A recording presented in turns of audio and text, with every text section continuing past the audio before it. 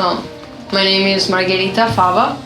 I'm a pianist composer, and I come from a small town in Italy, northern Italy, called Follina. And now, after moving initially to Michigan for a few years, I finally live in Knoxville, Tennessee.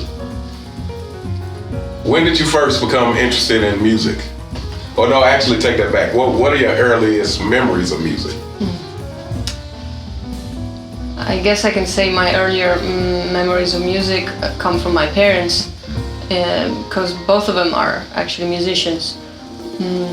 My mom is mostly a singer, even if she plays cello, but she does medieval music as her main profession. So as long as I can remember, she is singing some Gregorian chant or some ancient melodies to me. And I remember singing with her as a kid, especially maybe we would do canons. She would tell me to repeat like a very simple phrase or something, no matter what she did.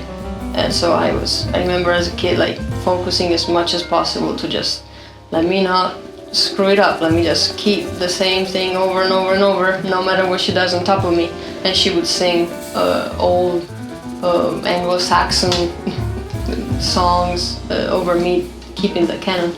And also my dad is a musician as well. He plays violin, and he is a really hard worker musician. He's always been practicing. So I remember no matter what I was doing in the house, there was always some background music of him practicing violin. So I can definitely say those are my earliest recollection. Yeah. All right. And do you remember at what point, well, two things. Do you remember what made you want to do music, and at what point you decided that you wanted to do music? Yeah, well, there are a couple instances that stick out. I do remember my first ever paid gig was to play triangle in a in a piece written by Leopold Mozart, which is the father of the Mozart that we all know, who wrote a symphony for toys. It's called like the Toy Symphony. And my dad ensemble was doing a reproduction of this piece in different cities around northern Italy, and he hired real kids to play real toy instruments, and I was playing the triangle. And we had rehearsals where, because there was like a rhythm that I had to play. And then there were, I think it was 3 concerts. And I remember having a blast because I was there with other kids, and the music, I liked it. It was, very melodic. And I remember getting paid at the end of this experience, doing 3 gigs. And I remember thinking like, wow, it was like the first money I ever gotten. I was like 7 years old. I was like, wow, that's the most fun I've ever had, and I got paid. I'm like, maybe there's something there. So that was instance number 1.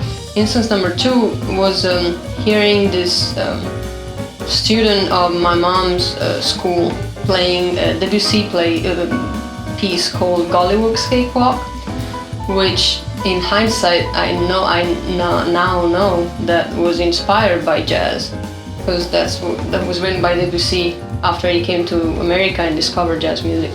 But at the time I just remember it was this piece for piano, and it was like super rhythmic, which I guess it's not really like the music that my parents did wasn't really rhythmic, because Gregorian chant is mostly melodic and out of time, and my dad plays mostly Baroque music, so it's very repetitive in terms of rhythm.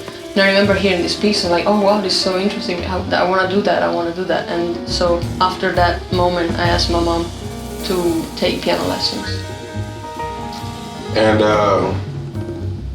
do you remember at what point you decided that you wanted to do jazz?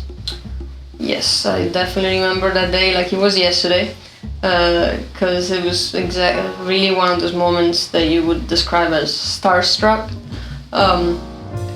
It was very random, as a lot of things that have happened to me. my parents, was the summer before I graduated from high school.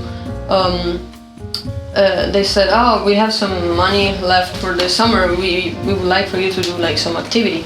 You have two options. You want to do a harpsichord workshop during the summer or a jazz workshop during the summer." And at the time, I didn't even know what the word jazz was because it's not part of our, I guess, education in Italy, where I'm from. So I thought, okay, well, let's do harpsichord. But then for a number of events that didn't happen, so they were like, you know what, like, let's still do something, go do the jazz. And I went to this workshop not knowing absolutely nothing. There was an audition to get placed in different ensemble, and the piano teacher there was Aaron Goldberg, which is a very prominent American jazz pianist, but I had no idea who he was at the time. And after attending his first class, which was about, like, I guess, ear training and listening, jazz appreciation, I remember he realized that I didn't know nothing, so he came at me and asked me, like, have you ever heard, who Miles Davis is? No. Have you ever heard the tune So What? No. Like, okay, well, for tomorrow I want you to learn Miles solo on So What. And after doing that, I remember going to my room and just listen, try to sing it, try to play it on the piano in the morning. After going through that, I realized that, like, that was the most exciting thing that happened to me at the time. So I was like, I want to keep doing this. All right, and up to this point, what and it could be jazz pianist, or it could just be any jazz artist in general. Which artist would you say is the most influential to you up to this point? Well, I think that more than a person like embodying every aspect of music, for me, I know that a lot of people, they have like one hero, and they just stick with one. I guess I just have a very remarkable ideas, or like quotes or pieces of music that really resonate with me from different people. Like, when I first, Aaron Goldberg, one of the first ones, like some of the stuff that he has said in that very first masterclass, I remember taking notes that day, and in English, even if my English wasn't really good at the time, and I still have that booklet of notes. And every once in a while I keep going back, and now I have a master's degree in jazz, and I look at that first page where the notes that I got from that first day of me learning jazz, and it's all there. It's like we said, like a lot of great stuff that I've been hearing from other people, was it like if you can sing it, you can play it. Don't play anything that you don't mean personally. A bunch of like list of names that you need to know and you need to check out, or like learn at least one album from top to bottom. Every solo, every comping rhythm. So I can say that a lot of different people in my experience have gave me actually, let me rephrase it. The best advice that I've ever gotten, I got from multiple people. So if I hear the same information coming from a lot of different people, I know that there's something in there, because if it's recognized as a truth by so many, I should probably do that myself. Okay, and name some artists do you think is how can I put this? That has been the most influential to you in your approach to playing the piano. So more from not necessarily from an advice standpoint, but just from a musical standpoint. Well, definitely Herbie Hancock. Just the fact that he can bring so many different colors and so many different approaches based on the ensemble he's in. You know, you're not gonna get the same color no matter the band you're in. You know, if you're playing with this band, you're bringing this out. If you're playing with this band, you're bringing this out. So definitely Herbie Hancock for that characteristic. McCoy Tyner because of the iconic sound that he came up with. You know, whether it is the fury and fire that he puts under the John Coltrane Quartet when they're playing like minor blues, or when they're playing up tempos, or whether it's the beautiful chordal harmony that he does under ballads, which is one of my favorite McCoy's techniques. But also, I have to say, Wynton Kelly was one of the first ones that really made me put, effort and thought into my swing feel. You know, there's an art to it. It's not as simple as it sounds to find the right pocket. You know, be behind the beat just enough that you're not dragging. So Wynton Kelly definitely helped me think of that. And then your father, Donald Brown, when it comes to composition and just finding different textures of the piano. You know, one of the things that he always says when we have lessons is really exhaust all your opportunities with just one shape. You know, just stick with one shape. That one shape, you can reverse it, you can break it down in something else. So I definitely try to keep that in mind every time I'm at the piano composing or just trying to find some new tools. Yeah, I guess those are on top of my head. Okay, and so you kind of went into the next question, which is who are some of your favorite composers? Well, I already said one, Donald Brown, but there are a lot of different people. I guess on that similar kind of how you call it, timeline, Donald Brown, I would say Tom Harrell, trumpeter Tom Harrell, but also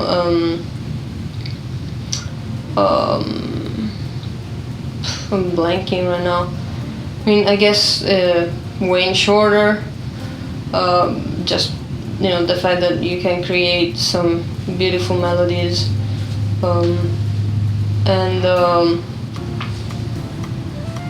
and also like songwriters. Honestly, like I go back to Bill Withers, or when it comes to like simple melodies, or I'm blanking right now. But yeah, I mean, honestly, my attention is drawn to something that is simple and singable at all times.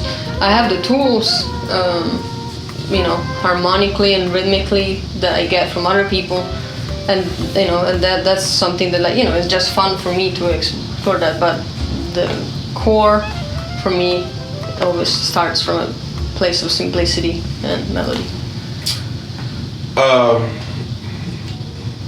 So what are some of your other favorite styles of music?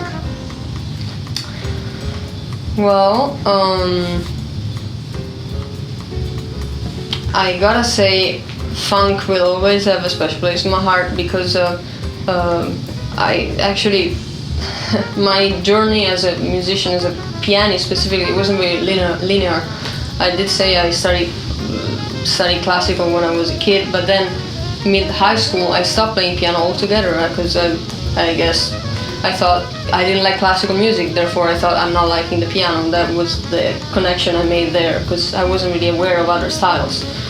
But after that I picked up the electric bass because a friend of mine just left it at my house, and I started teaching myself how to play bass, and through that instrument I really fell in love with music through learning like funk bass lines from Larry Graham, Sly and Family Stone, Tower of Power,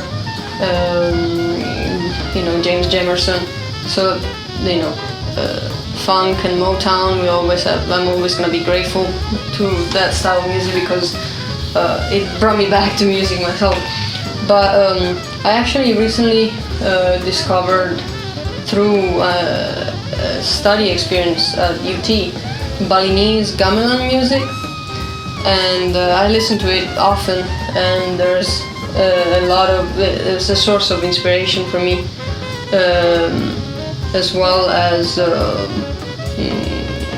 Italian melodic songs, especially from the 60s, 50s and 60s. There are a lot of great singer-songwriters that had a lot of beautiful melodies.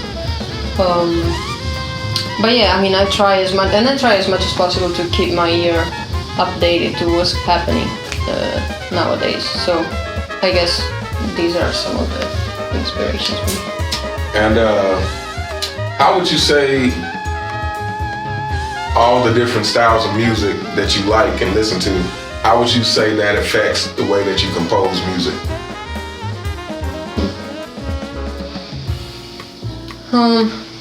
I guess in many different ways. Sometimes it could be, a lot of the times my compositions start from like an idea or like a cell kind of thing, and sometimes that could be a rhythm that I heard in, I don't know, a funk bass line, or it could be an interval or like a melodic fragment from Balinese gamelan, or like it has happened in the past, a guitar counter line from an Italian old song.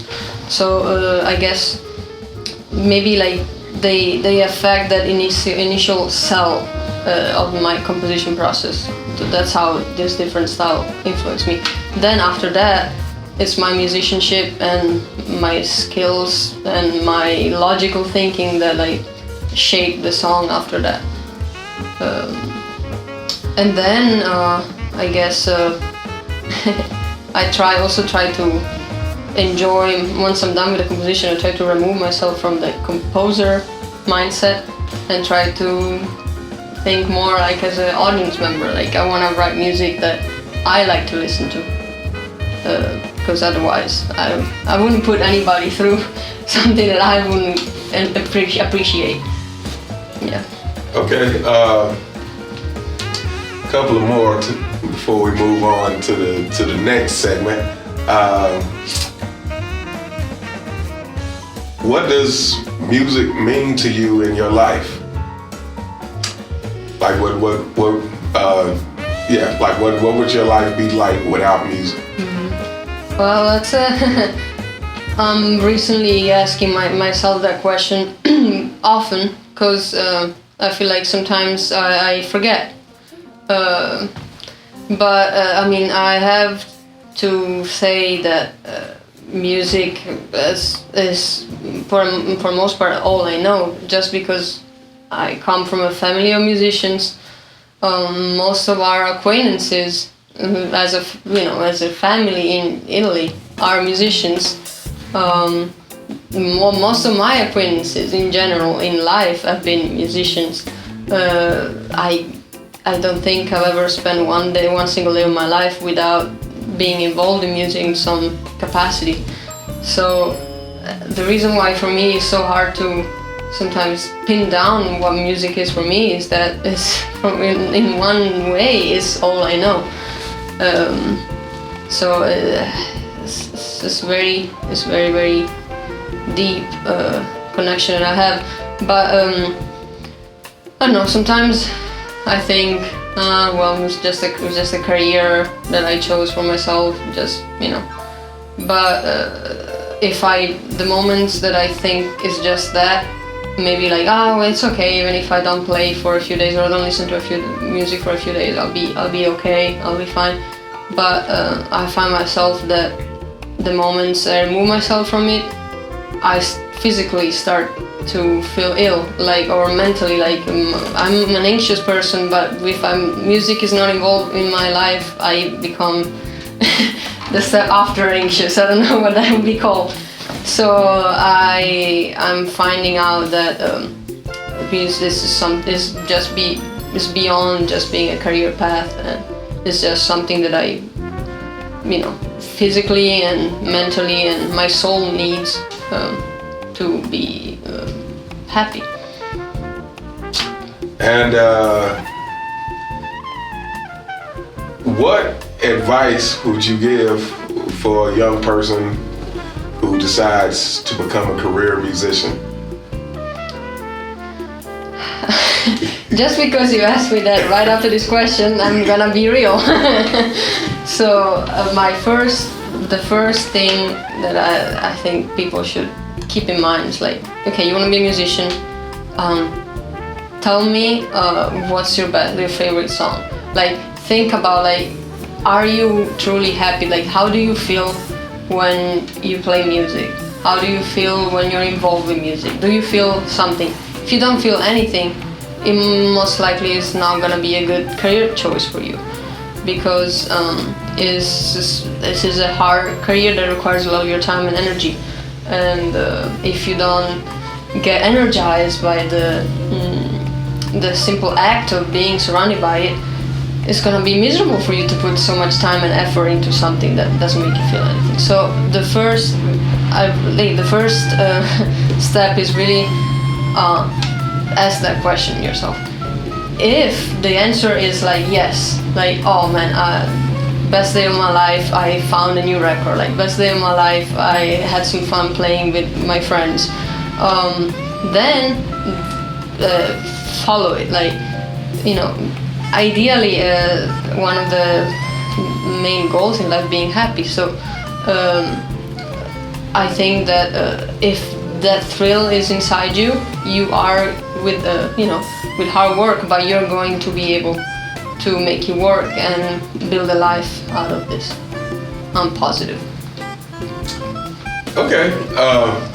So next thing is I'm gonna throw out some names, and I just want you to basically say the first thing that this person makes you think of. So it could be compositionally, it could be it makes me think of this album, this song, just tell me what you think about this person as an artist. Okay. So first one be Duke Ellington. Class. That's the first thing that comes to me. Like, when it comes to either composition or just the way he put himself out there, class is the first thing that comes to mind. It's iconic too. Like, this his voicings on the upper register, or like his way of arranging saxophone section, very elegant. Okay. Ella Fitzgerald. Silk. Silk is the first. It's the sensitive feeling I get when I listen to her voice. Is so smooth. If I would actually say the smoothest, possibly.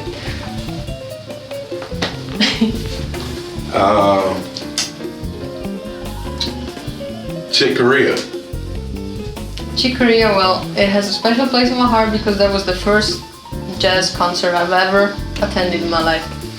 It was the same day that I discovered jazz. That very same day was this workshop near Venice.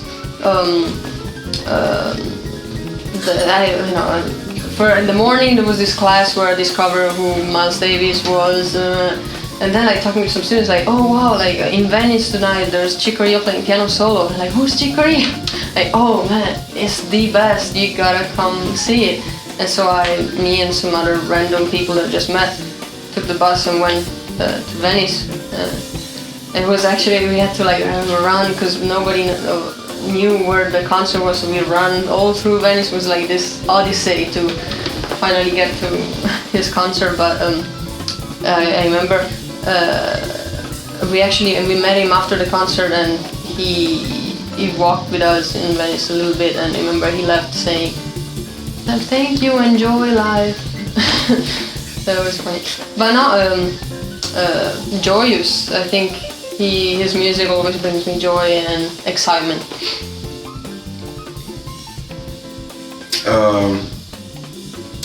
Stevie Wonder. Stevie Wonder,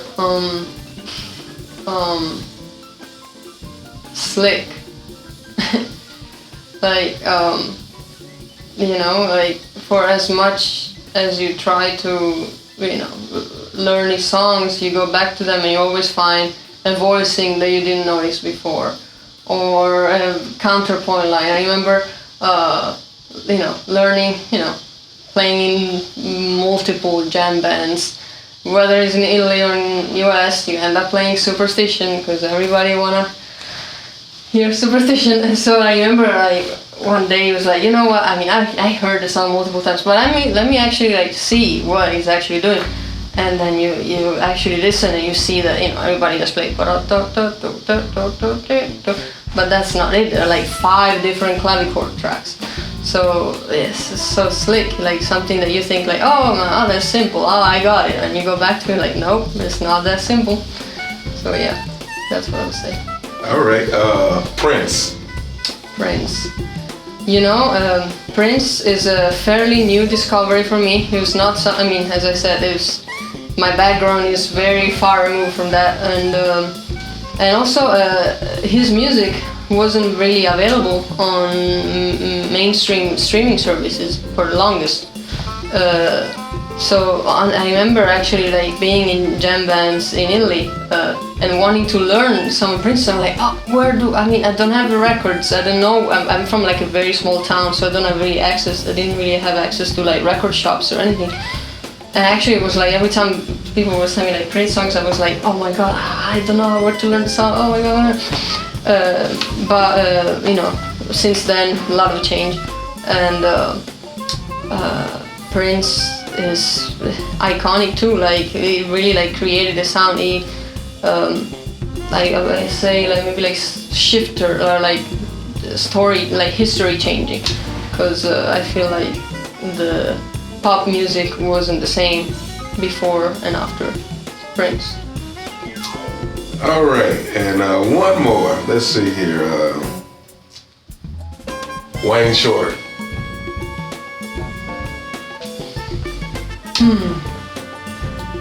Again, like eclectic or kind of like a magician, like magical, because he really like he changed his style so much through his career. And he like his melodies like are so beautiful that it can be interpreted in so many ways.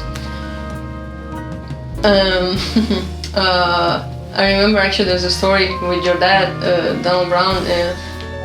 The first time that I ever came to UT to audition, he was in the midst of, you know, cleaning up his office, and I remember he had this huge box full of audio cassettes. And at the time I was driving a 1997 Ford Escort, which was still reading audio cassettes. And so it was like, oh, you know, like I'm getting rid of this, so take as many as you want. And I was just like looking through them, and then he saw the Wayne Shorter album that I'm blinking right now on the name, but it's the one that has endangered species on it. And he was like, oh, you need to have this, you absolutely need to have it. And I kid you not, like I destroyed the audio cassette. Like I was to the point that, like, you know, I go through the first side, like it took me months to get to the second side of the cassettes, because I was just like not rewind, listen to it like over and over and over, and I'd be like just, you know, blasting that album way short in my car and just singing along with different parts every time. And yeah, I love it.